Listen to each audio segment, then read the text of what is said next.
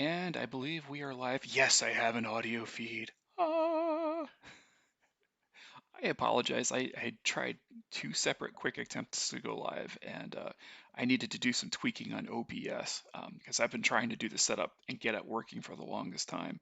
Hi, everybody. My name is Road to Recovery, and this channel is dedicated to anyone who is trying to get out of their porn addiction.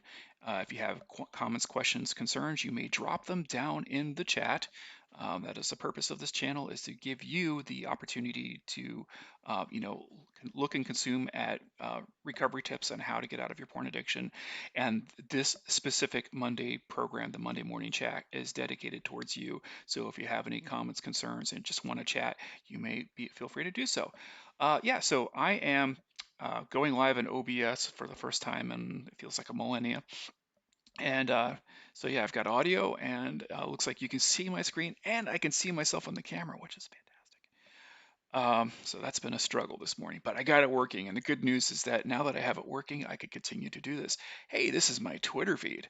And I invite you, if you are on Twitter, to go ahead and add me, Road to Recovery. That's the at symbol Road to Recovery 11, and go ahead and add me. And I am always active on Twitter. I always provide recovery tips, meditations, things to comments, concerns about what's going on inside of both the psychiatry field, neurology, and also just just some general observations and tips that you can use in your own recovery effort.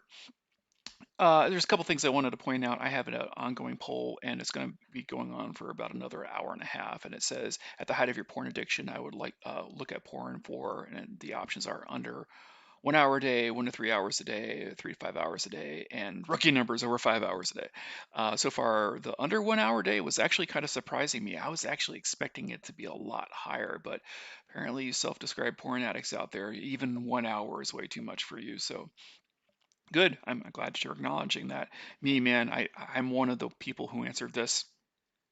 I right now the under 1 hour days at 42%. Let me just refresh this. With 1 to 3 hours today being 37%, 3 to 5 hours today only being 5%. But the surprise is that 16% of you, at almost 20 respondents, are at 5 hours or more. Well, welcome to my club. All right. There was one thing I wanted to point out while I'm here, which is that there is, I posted this Healthline article.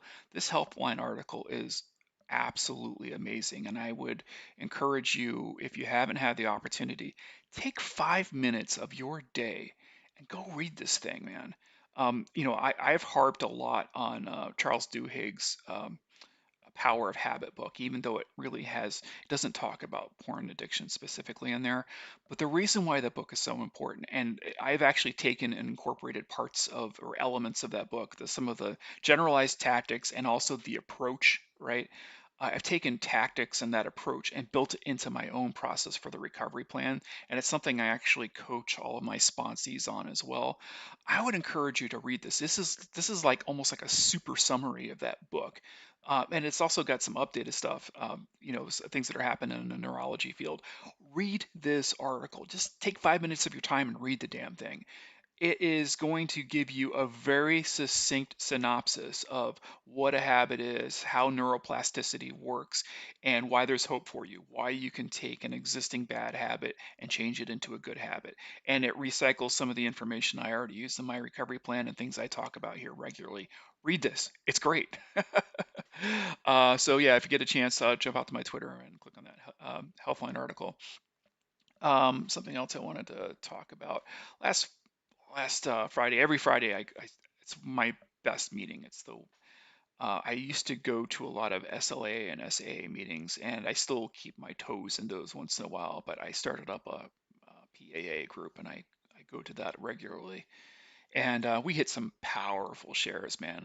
I was feeling really strong going into that meeting on Friday, and somebody to share that just like just a big guy, and you say this guy's tough from his outside, man. I mean, he was having to confront some shit in his past, and it really blew me over about his share. Like, it brought a tear to my eyes, that type of thing. And it brings to light something that I say a lot, which is that you can't go running from your past, man. You can't go burying things that happened in your life. A good deal of people that are stuck in, habitual cycles, whether it's like, porn addiction, alcoholism, drug of your choice, whatever. When you're stuck in that habitual cycle, a large portion of the people who get stuck there have some sort of early childhood trauma. Now you could get into your addiction freely of just your own accord, just stumbling into it, right? But it seems that the habit formation process and any addiction process in general seems to be a little bit more adhesive with people that have traumas, and it makes sense because people that have, especially early childhood traumas, are always trying to escape. Man, they don't want to confront the shit that gives them a lot of pain. And the way you get out of the addictive cycle is to confront stuff. Let me say that again. The way that you have to get out of the addictive cycle is to confront the terrible things in your life that you're trying to run from. Um, you're not going to be able to run from it. You can be a marathon runner, man, and just keep going and going and going. The part about it is that you'll never hit the finish line. It's a contest you will lose all the time. And so, in order to stop the addictive process, which is your way of being able to numb things that you don't want to confront, you have to stop running and you have to confront it, right? And you do that by either getting in front of a therapist. Sometimes you can get in front of like a recovery group. Sometimes just talking to friends or clergy or what have you, man. But you got to stop running. You got to confront those issues. And seeing that confrontation process happen in real time in front of me, man, it made me realize how strong of a human being you have to be in order to sometimes be able to dig that out, to be able to confront it, and to be able to share it with another person, man. That is strength on a higher order magnitude. It's more than physical muscles, man. That is really digging deep and confronting your own boundaries inside of your mind. Really powerful stuff. Let me just check out here in chat and make sure we don't have anybody on right now. Good morning. So there should be a visible chat to everybody that's out there. If you want to participate or if you have questions, feel free to just drop me the chat.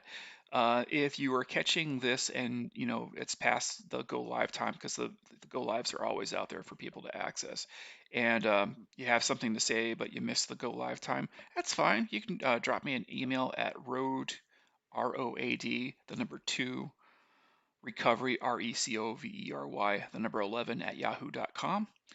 You can also subscribe to my Twitter, my Twitter feed. You can DM me there, or you can just drop a comment inside of that. If there's any, comments, questions, concerns, feel free to also drop it inside of the Yahoo.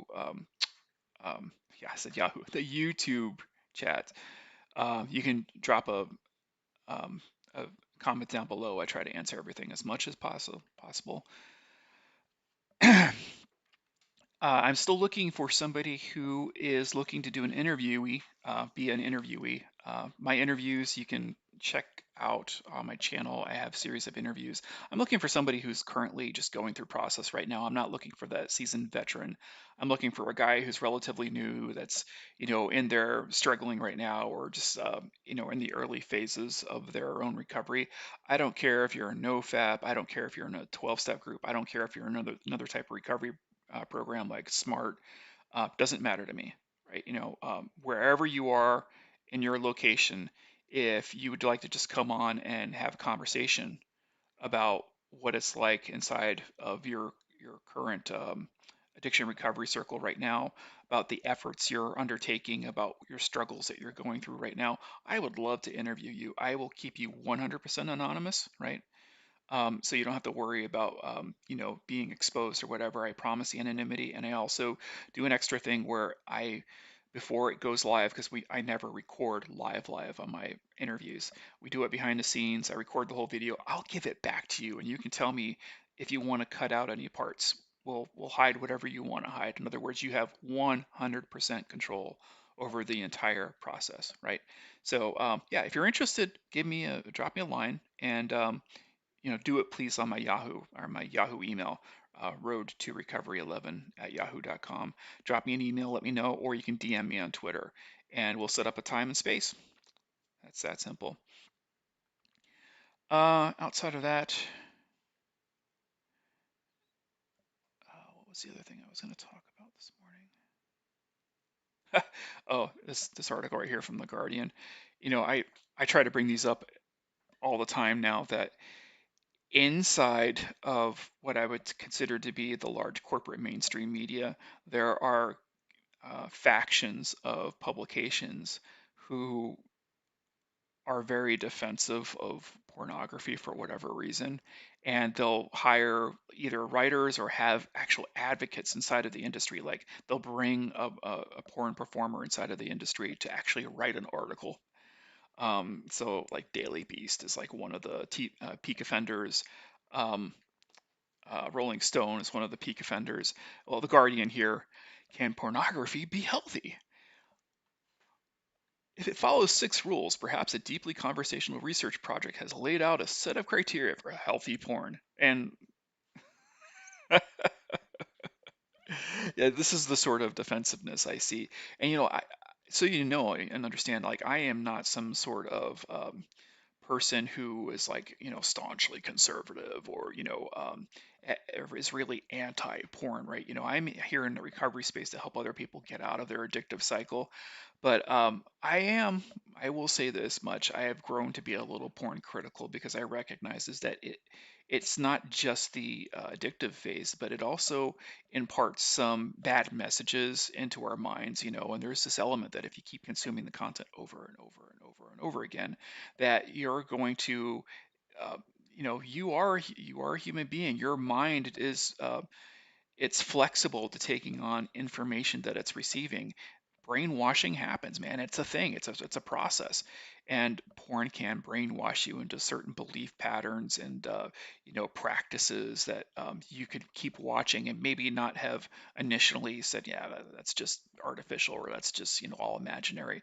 But you keep watching that shit over and over again, and it starts to influence you in a bit. There's some deeply negative things that happen in porn, and unfortunately, writers like this will completely ignore all that, or they'll try to frame it in a way like, well, how can we make this healthy, as opposed to, well, why do it at all, right? Why go through this process of this virtual entertainment of sexual indulgence? Our grandfathers and great grandfathers, they didn't have a virtual sexual indulgence. They had sexual indulgence between two people. Why not look at the ways we did things in the past and kind of look at the way technology is kind of changing our behaviors and kind of examine, like, is having sex with a screen okay? Right. And that's what we mean by critical. It's like, you're critically examining that whole process and willing to be open and flexible. It's not saying closed-minded, right? It's actually the exact opposite. You can be open-minded, but also being open-minded to criticisms of that medium.